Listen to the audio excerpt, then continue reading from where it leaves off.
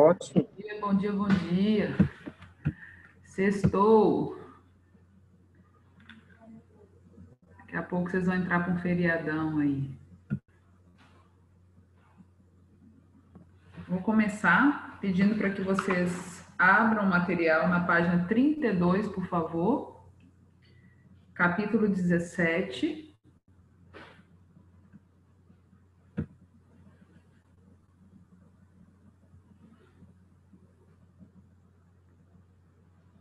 Vamos lá? Nós temos mais um capítulo para falar do Brasil Colônia, agora focando em três coisas, né? O primeiro lá, nós falamos da chegada, da dominação, do cotidiano dos povos indígenas, dos troncos linguísticos, da forma escolhida para a administração, da expedição de Martim Afonso de Souza até a divisão das capitanias hereditárias. Fechamos pontuando o porquê que essas capitanias hereditárias não deram certo. Nós vamos, daqui a pouco, revisar Marcelo, isso. Tá? uma pergunta. Já é para fazer as atividades do capítulo 16? Sim, já está lá no Alunos Book já. Tá? O que nós vamos fazer agora? Nós vamos começar a trabalhar o capítulo 17. Vocês observaram que é um capítulo pequeno, que se divide em três coisas, basicamente, né? O governo geral, as câmaras municipais e a condição das invasões francesas e a expulsão dos franceses do Brasil, tá? A gente vai focar nesses três pontos. Como já é uma prática, nós falaremos um pouquinho das expectativas de aprendizagem para esse capítulo, caminhando aí para outro ciclo, que seria o ciclo da cana-de-açúcar, que estudaremos no outro capítulo, né? Então, é necessário compreender essa estrutura agora, para depois entender as características da sociedade que o Brasil vai formar no ciclo da cana-de-açúcar, suas características políticas também, tá bom? O título do capítulo é Início da Colonização na América Portuguesa, que é efetivamente a criação de um órgão administrativo português em nosso território. A ocupação começou antes, né? A gente já conversou sobre isso, 1530, e depois a expedição de Martim Afonso de Souza, as dificuldades que ele encontrou, a divisão das capitanias hereditárias. Começa ali, efetivamente, o processo de colonização.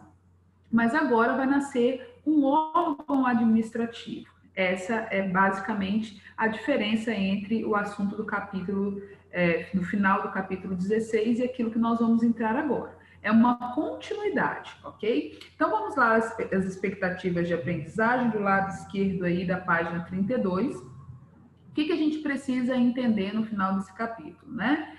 Entender o processo de colonização, de consolidação da colonização portuguesa na América, entender o processo de organização do espaço urbano na América Portuguesa, analisar a implantação do governo geral e identificar as primeiras medidas tomadas pelos governadores gerais, entender a expulsão dos franceses da América Portuguesa, analisar a organização das autoridades religiosas na América Portuguesa e estudar o processo de criação das missões jesuíticas na América Portuguesa, né?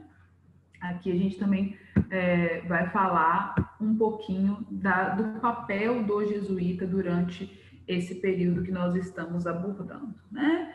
É importante compreender que é uma sequência histórica, nós vamos partir das capitanias hereditárias.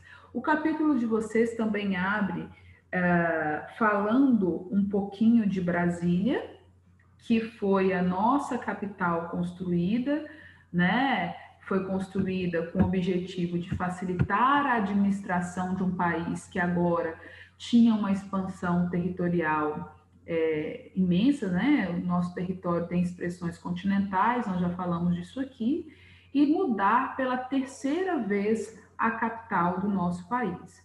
O que muitos não sabem é que Brasília não foi a primeira capital construída no Brasil, né? A primeira capital idealizada e construída no Brasil foi a cidade de Salvador, que vai ser a capital do Brasil e da província baiana, né? Que é um movimento que acontece nesse período que nós vamos trabalhar agora, porque quem transforma Salvador em capital do Brasil é Tomé de Souza, nosso primeiro governador geral. Então, o texto fala um pouquinho de Salvador, fala de Brasília, a gente precisa lembrar que o Brasil teve 3 capitais no seu percurso histórico. Salvador, que é a primeira e vai continuar sendo a capital do Brasil até o ciclo do ouro, para facilitar a administração do ciclo do ouro, que vai reger muitas coisas no Brasil colônia durante 100 anos. A capital é transferida para o Rio de Janeiro, tá? E depois, na década de 50 do século passado, né, do século 20, Juscelino Kubitschek vai construir a capital Brasília, a fim de que o Brasil tenha uma capital no seu centro para facilitar também a administração, ok? Então, nós vamos entrar agora, eu vou falar um pouquinho sobre o governo geral com vocês, o que foi o governo geral. Nós vamos partir do que falamos na aula passada, né? No final da aula passada, nós falamos sobre as capitanias hereditárias, o que foram essas capitanias e por que essas capitanias deram errado. Né? Se nós tínhamos aí 15 e só 3 prosperaram, é porque alguma coisa deu errado, né? O que deu errado? Basicamente, as dificuldades financeiras dos donatários, que não tinham condição de financiar aquilo que o governo português queria, e o governo português queria que essas capitanias dessem início a um novo ciclo. E não ajudava também? Ciclo da cana, o governo português terceiriza essa colonização, uma vez que ele não investe dinheiro nisso, então ele esperava que o donatário fizesse tudo, né?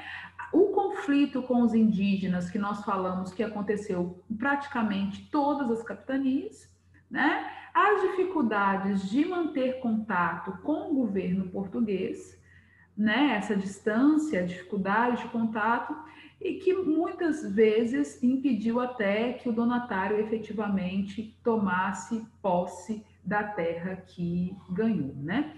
Apesar de que todos assinaram a carta de doação e o foral. Na carta de doação, ele recebe essa terra. No foral, o que ele assinava ali? O que o governo português queria, os seus deveres, né? E dentre os deveres estava fazer com que essa capitania prosperasse e que trouxesse lucros à coroa num prazo de 5 anos, né? Como eles enfrentaram vários problemas, esse projeto não deu certo. Não dando certo esse projeto, o que o governo português resolve fazer? Tentar facilitar de forma administrativa o desenvolvimento desse território. É aí que vai ser escalado o nosso primeiro governador-geral.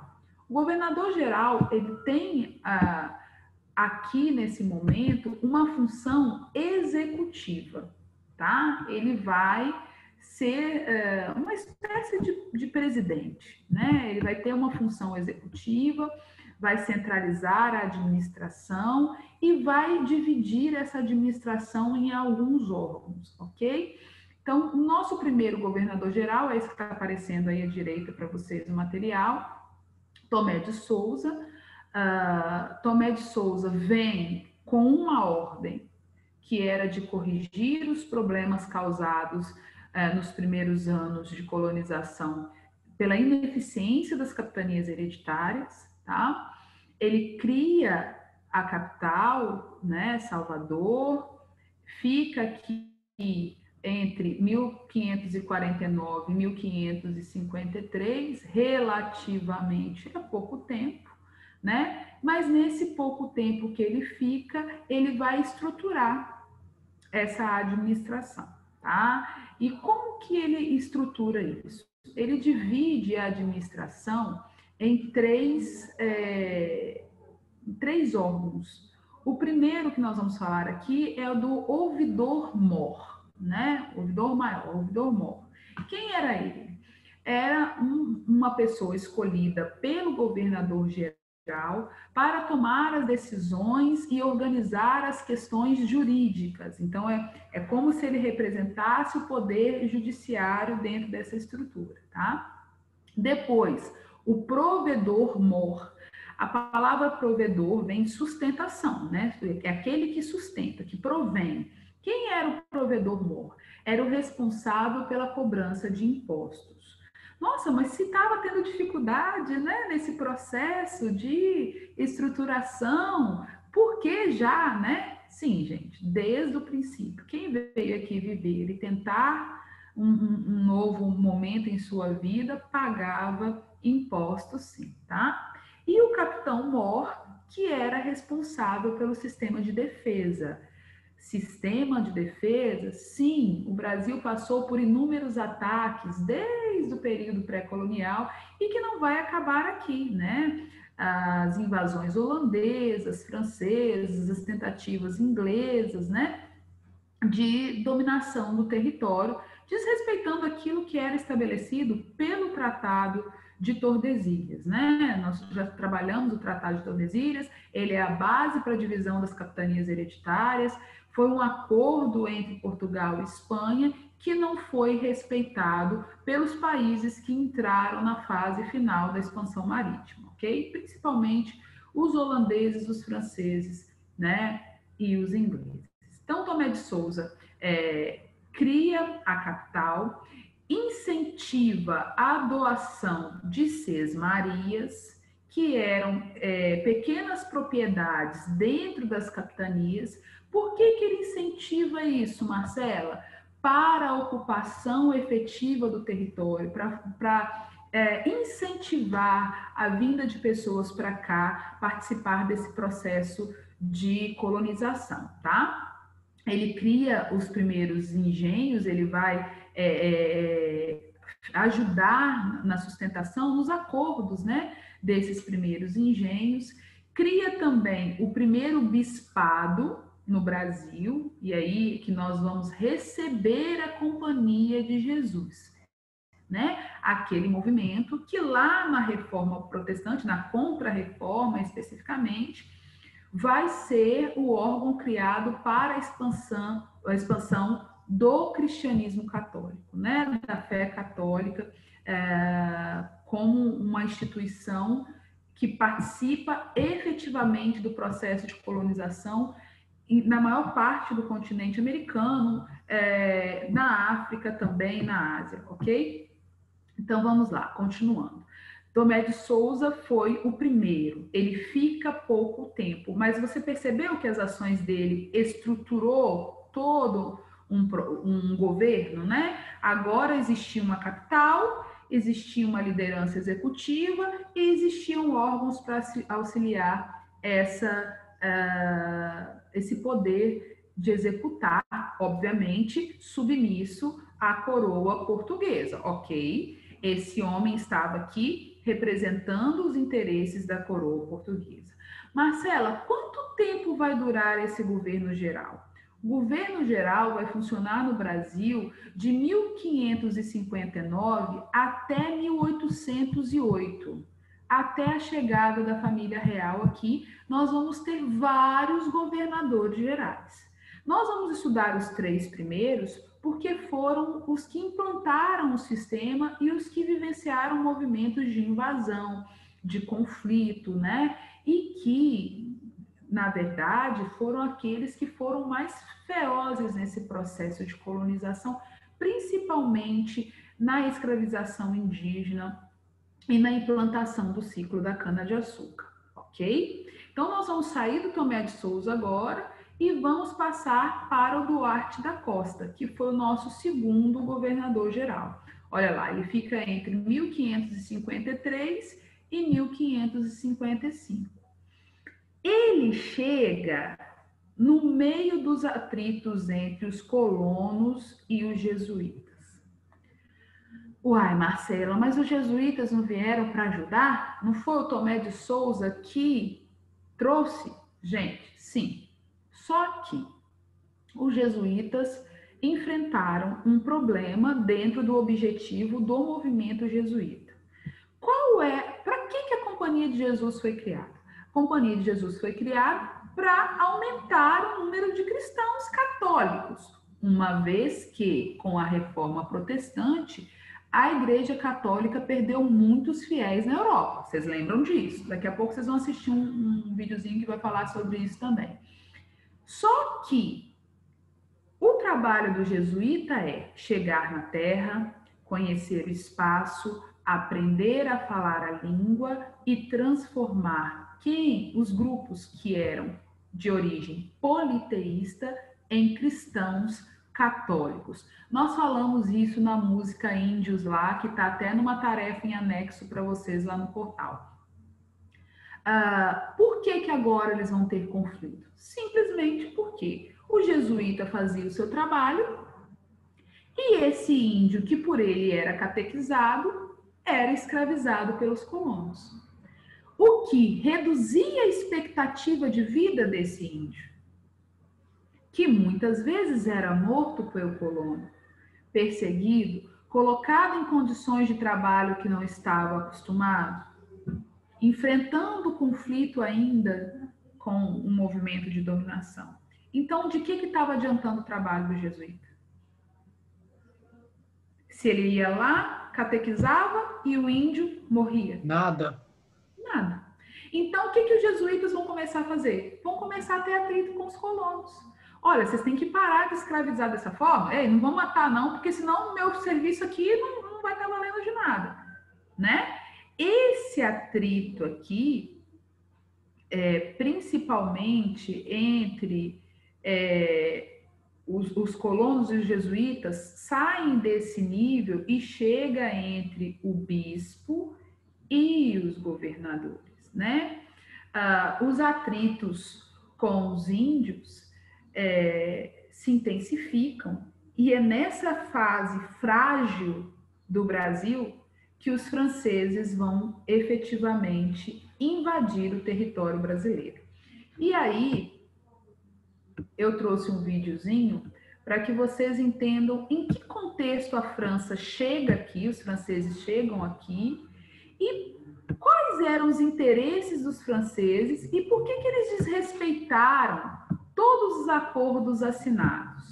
Gente, o Brasil não tinha ouro na época que eles chegaram aqui, mas o Brasil, aliás, eles não tinham encontrado ouro ainda, mas o Brasil era uma terra onde tudo, lembra o Pero Vaz de Caminha? Onde tudo que se plantasse, daria. O Brasil já estava produzindo o que para a época era ouro, que era cana-de-açúcar. E já estava ali mantendo um pequeno mercado consumidor. Vamos ver por que os franceses, então, quiseram tirar uma partezinha desse bolo. Bem-vindos ao Historizando. O nosso assunto de hoje são as invasões francesas na colônia brasileira. Então, vamos continuar a série sobre colônia. E para você não perder nenhum vídeo sobre essa série e outros, já se inscreve no canal. Falando da invasão francesa, a gente tem que entender que no período pré-colonial, Portugal não estava tão interessada assim na colônia brasileira. Mesmo porque Portugal estava preocupada realmente com o comércio com as Índias, com as especiarias. E a gente tem que lembrar também do Tratado de Tordesilhas, que dividia as conquistas entre Espanha e Portugal. Mas será que os outros países vão aceitar numa boa e de braços cruzados essa divisão? É claro que não. E aí a gente começa a falar da França, que então desde o princípio vai tentar relacionar com os nativos, com os indígenas aqui do Brasil, para também também explorar o pau-brasil, assim como os portugueses faziam. Então, muitas das vezes, se tinha relação entre os indígenas e os franceses. Porém, Portugal vai iniciar o sistema de capitanias hereditárias. Como a gente já viu aqui no canal, esse sistema não deu lá muito certo. Em algumas capitanias até que avançou, porém, a maioria delas ficaram inabitáveis. E aí que entram os franceses em 1555, formando a chamada França Antártica, que é como se fosse hoje o Rio de Janeiro, a região do Rio de Janeiro. Mas por que então os franceses, ao invés de só explorar o pau-brasil, resolvem então colonizar uma parte do Brasil? Isso se deve a conflitos religiosos que aconteciam na França. A gente tem que pensar que a Idade Moderna vai ter então um grande conflito religioso chamado Reforma Protestante, e a França também passa por esse problema. Então, católicos e calvinistas vão entrar em confronto, vão entrar em conflito. E aí, se você vê a palavrinha huguenotes, é só lembrar que os huguenotes são os calvinistas franceses. Os huguenotes, então, ficam sem espaço na França. A rainha, na época, então, era católica, e a obrigação, então, do povo francês era ser católico. Por isso, muitos desses huguenotes vão fugir para o Brasil. E aí inauguram a chamada França Antártica. Essa França Antártica vai ser na ilha da Baía de Guanabara, e com isso os franceses começam a, então, trocar produtos com os indígenas, mais especificamente os tupinambás.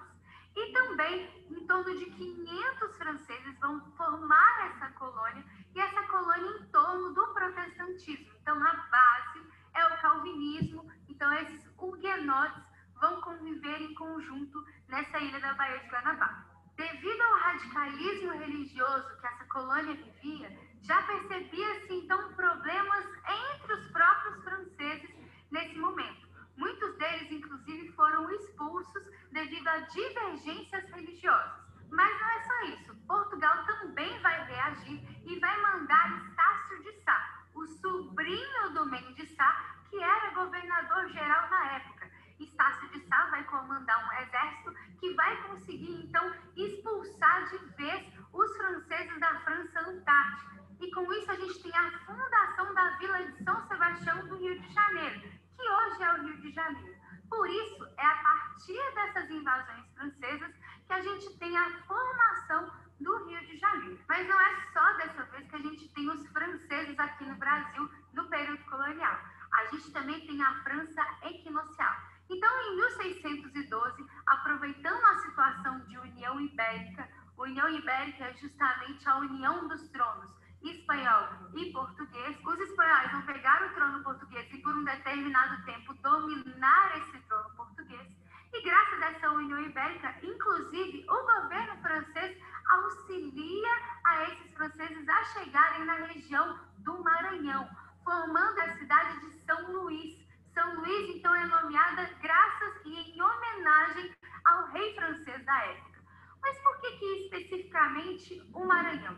Os franceses, na verdade, estavam interessados, eram nas colônias vizinhas, nas colônias da América Espanhola, que tinha bastante metal precioso, que tinha prata, que tinha ouro. E é por isso que, se alojando no Maranhão, eles iam tentar interceptar navios espanhóis com essa prata e com esse ouro. Essa intenção durou pouquíssimo tempo, já que em 1615, 3 anos depois, vai ter uma resistência luso-espanhola que vai conseguir expulsar esses franceses, porém, é uma influência, inclusive, no nome da cidade de São Luís até hoje. Bom, é isso, eu espero que vocês tenham gostado. É importante refletir sobre essas... Vamos lá. Então, vocês perceberam... Ué, travou. Isso. Vocês vão perceber aqui o quê? Que tudo o que acontece durante o processo da expansão marítima francesa está ligado aos movimentos e às consequências da reforma protestante. E aí, a França, durante o período, principalmente da França Antártica, da dominação do Rio de Janeiro, que era uma região que não estava sendo ocupada efetivamente, vai provocar uma ameaça não só política e econômica, como também religiosa, uma vez que os franceses estavam tendo contato com os indígenas e os franceses eram protestantes. Então, existia eles estavam sendo incomodados por vários fatores, né? A França ali, a presença dos franceses ali era uma ameaça não só política e não só econômica, mas também religiosa. E aí, os governadores gerais vão ser pressionados pelo Estado português a impedir com que essas invasões permanecessem, que outras fossem feitas, tá? É aí que nós continuamos aqui falando dos nossos governadores gerais, né? Duarte da Costa vai enfrentar a invasão francesa, ele não consegue articular muito bem movimentos que consigam tirar os franceses dali e vai ser levado a uma pressão ainda maior. E é aí que eles vão trocar de governador geral. Vocês perceberam que esses governadores gerais, eles não ficavam muito tempo. Tomé de Sá ficou ali 4 anos, Duarte da Costa pouco tempo também, 13 anos. Foram tempos de organização de um Estado, mas que efetivamente esses governadores não ficaram muito tempo. Isso também tem um pouco a ver com as relações estabelecidas com os colonos, as dificuldades que eles enfrentavam, né? E o último que a gente vai trabalhar agora é o Mendes Sá. E o Mendes Sá, ele vem com a missão muito grande, que era o quê? Reorganizar as coisas, porque o Duarte da Costa deixa as coisas em situação bem complicada aqui, né? A ameaça de invasão, os conflitos entre os colonos e os jesuítas se intensificando. Então, eram muitos problemas que precisavam ser resolvidos, né? Então, o que Mendes Sá vem fazer aqui? Ele fica por mais tempo aí, você observa que ele vai se envolver em várias questões. Ele vem para cá efetivamente para estabelecer a paz e para que Portugal conseguisse, enfim, né, lucrar aqui em quantidade maior. Então, ele precisava ajudar no desenvolvimento do ciclo da cana-de-açúcar, que era o principal produto internacional na época. Ele precisava restabelecer a paz entre os jesuítas e os colonos, e ele precisava também expulsar os franceses daqui. Para isso, o que ele faz, né? A primeira coisa que ele faz é criar um órgão que está aí na página 35 do material de vocês. O governo centralizado em Salvador, tendo que assistir todas as capitanias, não era fácil, né? Vamos imaginar, não se tinha telefone, né? Não se tinha internet, não se tinha um sistema de correio. Como que a gente vai fazer aqui, efetivamente, para poder facilitar essa administração? É aí que Mendes Sá vai criar as câmaras municipais. O que eram essas câmaras municipais? Basicamente, bem parecido com o que nós conhecemos hoje, tá? Eram representações nos municípios que já estavam efetivamente formados, onde esses homens, dentro da condição local, aprovavam algumas leis, julgavam algumas coisas, com a permissão, obviamente, e a fiscalização do governo geral. Mas não foi um órgão criado de forma democrática, que tinha representantes de toda a população brasileira na época, não. Foi uma instituição criada com regras, e essas regras, parte delas era pautada numa frasezinha, numa palavra, né, em 2 palavrinhas. Homens bons. Quem eram os homens bons? Os homens bons eram homens brancos, ricos e proprietários de terra. Se não fosse, não poderiam fazer parte das câmaras municipais. Olha como é que nasce a estrutura política no Brasil. né? Precisavam ser homens, mulheres não podiam fazer parte. Apesar de que nessa época aqui, como eu disse para vocês, nós estão chegando as famílias, né? O número de mulheres ainda era pequeno, porém já faziam parte da população e tinham também desejos, né, dentro desse momento.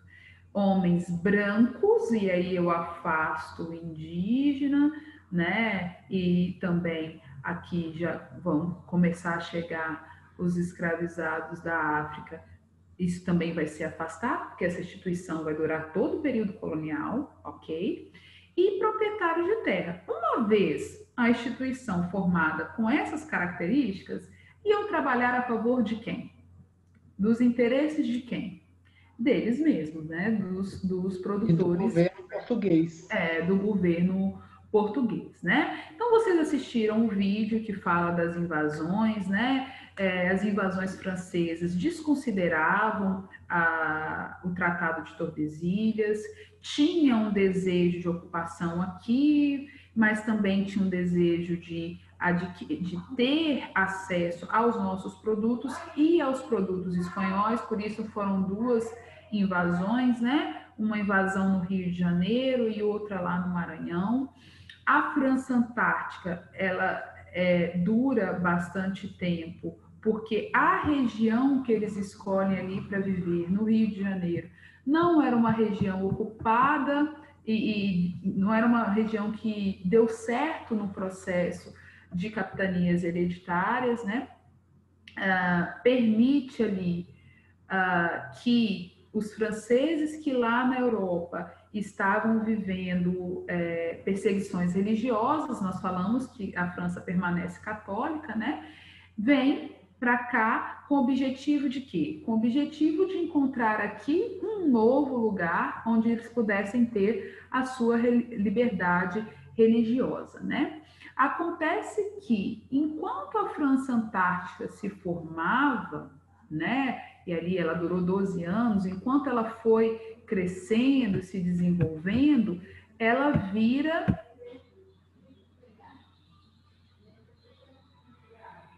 Vou olhar aqui o bate-papo, que eu pensei que alguém estava falando comigo. Quando ela vai crescendo, 12 anos, né? Como ela vai crescendo, ela vai se desenvolvendo, ela vai virando uma ameaça cada vez maior. E aí, o Mendes Sá escala um sobrinho dele para lutar contra os franceses, né? Estácio de Sá é até uma escola de samba no Rio de Janeiro, em homenagem a ele e tudo mais. E aí ele estabelece contato com indígenas que viviam na região, ele convence esse grupo de ficar do lado dele, eles atacam e conseguem expulsar os franceses, que em sequência ocupam a região do Maranhão, como vocês viram lá no vídeo, né? E ficam aí 3 anos, entre 1612 e 1615. Aqui, o Brasil já estava vivendo outro momento. Portugal estava vivendo outro momento, né? Portugal perde um rei, esse rei não deixa herdeiros diretos, e aí o rei da Espanha busca ali na sua árvore, né, uma ligação com o rei de Portugal e une os dois países. Por isso que, a partir de 1608, se eu não me engano, nós vamos passar a fazer parte de uma União Ibérica. Por que ganha esse nome de União Ibérica? Porque une os dois países da Península Ibérica, Portugal e Espanha, né? Com essa união, Portugal vai ficar enfraquecida, né? A estrutura monárquica portuguesa vai ficar enfraquecida durante um bom tempo, depois vem a restauração. A restauração nós vamos estudar lá na frente, né? O interesse da França em ocupar o Maranhão não era nem pelo que o Maranhão era capaz de produzir na época, vocês viram lá no vídeo. É por conta da proximidade do território espanhol e os navios que passavam ali carregando o minério tirado de dentro do território espanhol, né? Principalmente o ouro e a prata.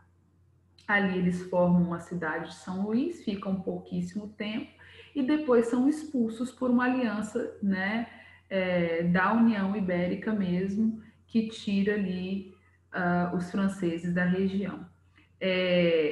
Nós sofremos nesse período também invasão inglesa.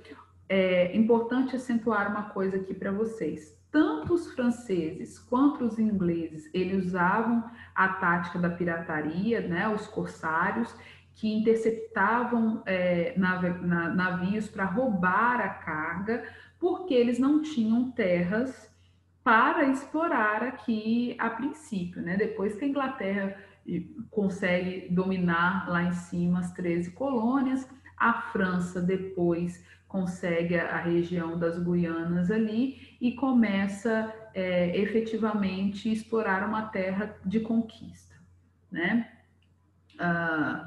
A Inglaterra, nesse momento, além de interceptar navios portugueses e espanhóis, né, durante o período da União Ibérica, ela vai tentar e vai ali invadir e tirar muitas coisas de duas cidades, Santos e Recife.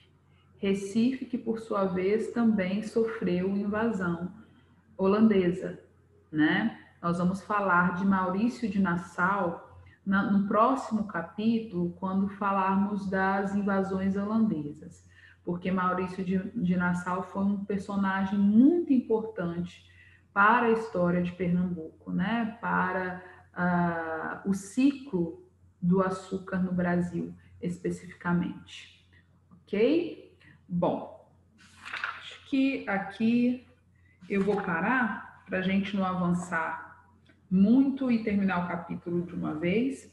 Na próxima segunda-feira nós não temos aula, é feriado, né? Na sexta-feira que vem, nós vamos falar só sobre o movimento jesuíta, a construção das primeiras escolas. Esqueci de citar uma coisa aqui para vocês. Durante o governo de Mendes Sá, nós vamos viver uma guerra, um conflito aqui no Espírito Santo, na região de São Mateus, que vai ser contida pela família de Mendes Sá, que é a revolta do Cricaré. Eles lutam contra grupos indígenas que viviam ali na região de São Mateus. E o filho dele morre aqui, nesse conflito.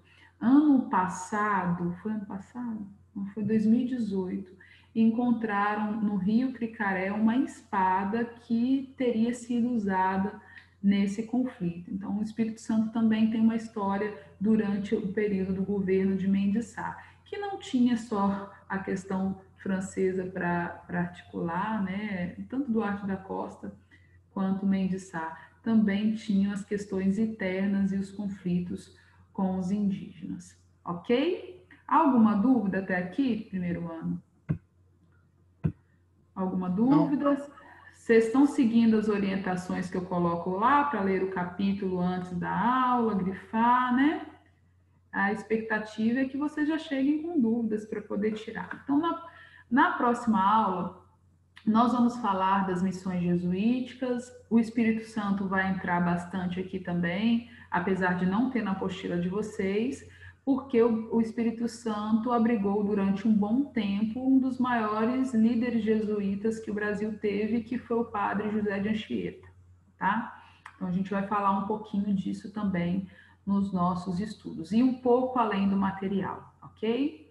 Do mais, bom feriado para vocês, tentem descansar, tá? Sem aglomerar, tentem descansar e até sexta-feira que vem, se Deus quiser. Tá bom? Beijinho. Até, professora. Tchau.